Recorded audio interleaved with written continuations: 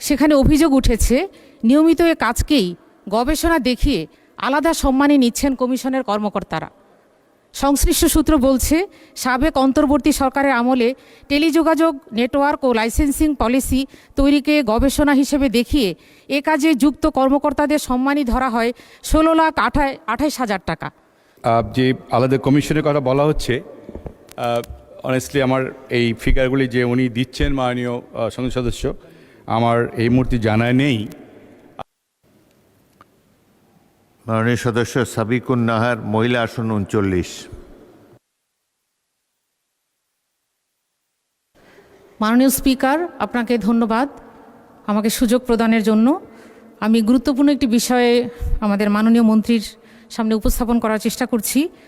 জাতীয় টেলিযোগাযোগ সংক্রান্ত নীতিমালা প্রণয়নে সরকারকে পরামর্শ প্রস্তাব দেয়া বাংলাদেশ টেলিযোগাযোগ নিয়ন্ত্রণ কমিশনের নিয়মিত কাজ, এটা আমরা সবাই জানি। সেখানে অভিযোগ উঠেছে নিয়মিত এ কাজকেই গবেষণা দেখিয়ে আলাদা সম্মানে নিচ্ছেন কমিশনের কর্মকর্তারা।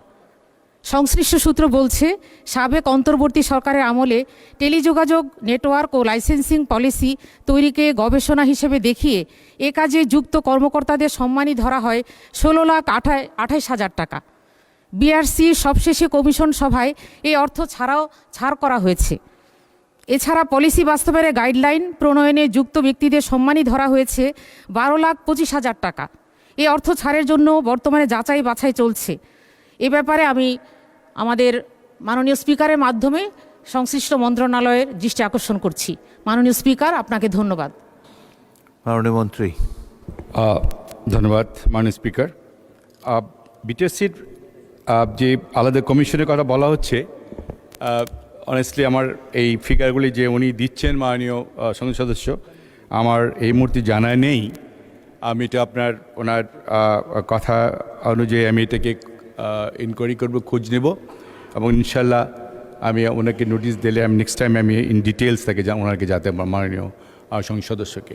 ধন্যবাদ মাননীয় স্পিকার।